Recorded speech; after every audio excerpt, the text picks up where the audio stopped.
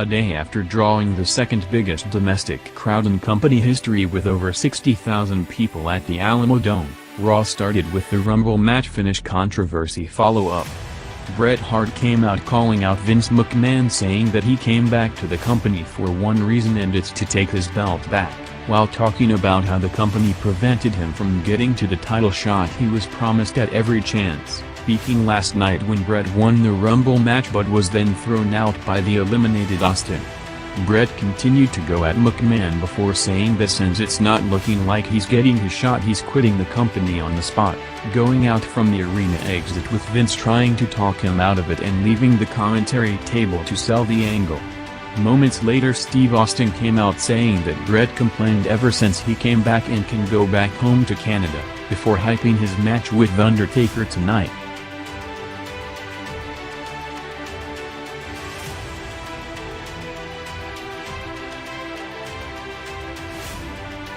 WCW, in front of a record-breaking crowd in Chicago, opened hot with a big surprise as Randy Savage came through the crowd, making his television return for the first time since October '96 to a massive reaction from the United Center. Savage said that he has been blackballed and he's not leaving the ring until someone with authority comes out to address it with him, throwing a chair in the ring, saying that he will sit here for the entire 2 hours of Nitro if needed, with several wrestlers coming for their scheduled matches along with security, ending up with him laying them out to huge pops from the crowd.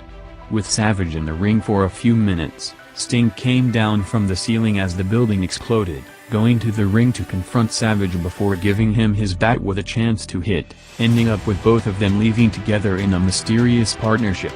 Savage's TV return comes after months of legit contract negotiations, to go along with the expected endless back-and-forth rumors between the top two companies, before finalizing a deal with WCW and signing a new big contract.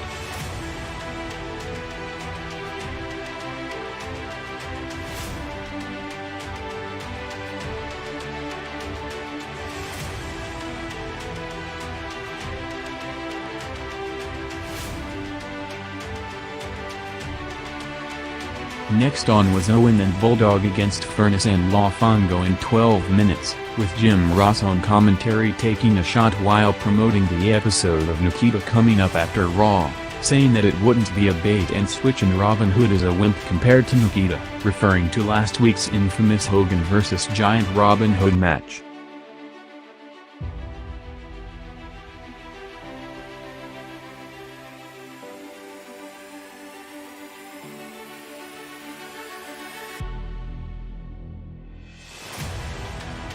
WCW had a big week ahead, as in addition to this Monday's Nitro, the company were building to a Clash of Champions special set for tomorrow, and mainly for the first ever NWO branded pay-per-view with Souled Out on Saturday.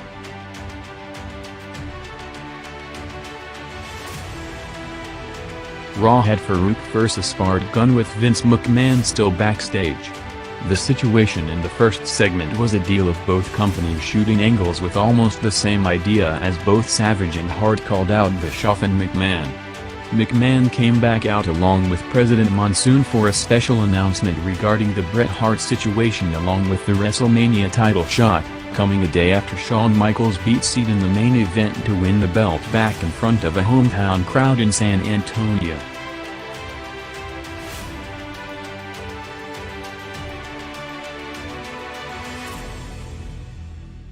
WCW had Anderson and Mongo against Eddie Guerrero and Jeff Jarrett, with McMichael over big with the Chicago crowd giving him a big ovation as he entered the match, ending up with Anderson pinning Jarrett after Eddie ran after 6 in the build to their ladder match in 5 days at Souled Out. With the match continuing, the problems and the Horseman bringing out Ric Flair for a promo to get the group back together, reminding them that business was always first in the Horseman, referring to Benoit and Mongo with Woman and Deborah.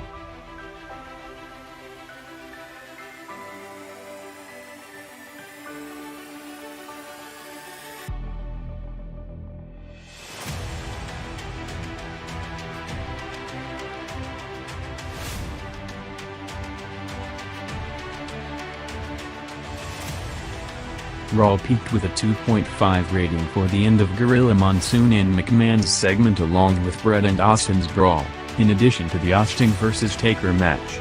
Monsoon said that he can't overturn the Rumble result but won't give Austin the title shot at WrestleMania 13, booking a four-way with Taker, Vader, Austin and if he returns Bret Hart for the Mania title shot at Shawn Michaels. Austin was immediately back out for the response telling Monsoon that Bret quit the company and he's not gonna hold him down again, saying that after he's winning the four-way he will come after him, starting an Austin McMahon confrontation with Vince trying to calm him down. As that was happening, Bret returned accepting the match before calling out Austin to start a big brawl in the build to the match. Taker and Austin went 10 minutes before all four started to brawl all over ringside to close the show, with Raw overall not seeing the post-Rumble pay-per-view rating bump facing a stiff competition from a Hot Night Rougeau on TNT.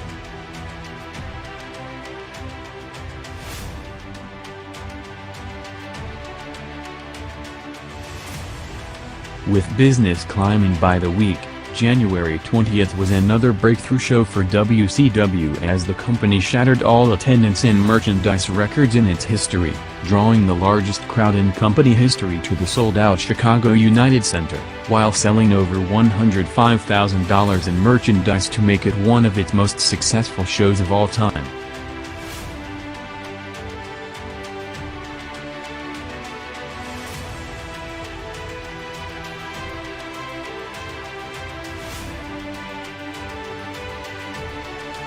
WCW's second hour started with one of the wildest brawls in show history as Benoit and Sullivan continued their intense program in a match set to hype tomorrow's Clash Falls Count Anywhere match between them.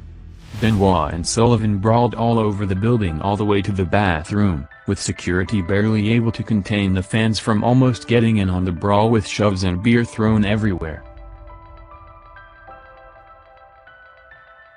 Around 90 minutes into the show, the NWO finally came out to a big reaction with a sea of black and white shirts in the Chicago crowd, taking over the commentary table for the remainder of the show with Nash and Bischoff on the headset making constant sarcastic references either in storyline or as a shoot, making it a show in itself. Eric said that he changed the lineup and booked a big match for tonight with Scott Hall against Booker T in a few minutes. At this point, with Raw off the air, WCW gained big with over half of their Raw viewers switching to TNT. As the NWO arrived for the final half hour, WCW had around 70% of the total audience watching, drawing one of the biggest overall hours in its history with a 4.4 rating.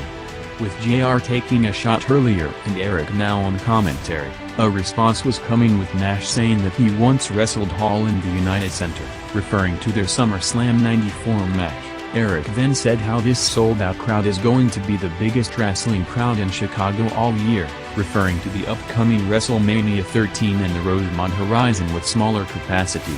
Eric then said that him and Nash watched that mess of a pay-per-view last night, sarcastically telling fans not to wear NWO merchandise to the other company as they are embarrassed enough with more people wearing NWO shirts on their shows. Hall went over Booker, with Luger over Ray, building tomorrow's Hall vs. Luger Clash main event. Hogan came out for the show closing angle calling out Giant, with the show going off the air just as Giant went through security on the way to the ring. WCW peaked the night with the final two quarters drawing 4.6 ratings for the NWO arrival, Hall and Luger matches and Hogan's promo, with WCW overall drawing its highest rating since September with a 3.7.